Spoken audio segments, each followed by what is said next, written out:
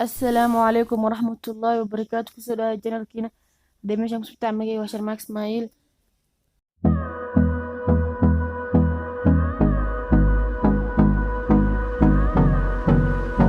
maanta waa nabadgelyo sababtoo ah haddii aad hadasho waxaa laga yaabaa in aad qalad gasho.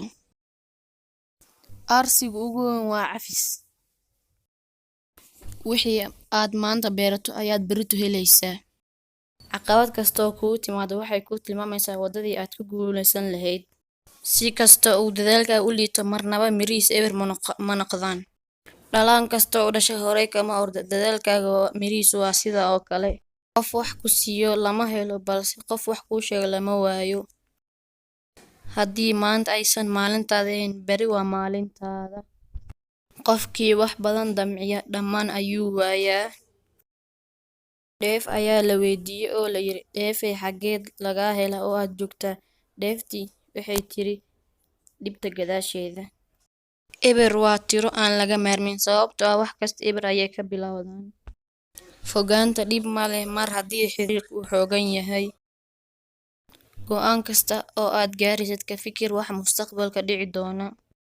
Ha xisaabin wax gacantaada aan ku jirin inta aadan helin ka hor.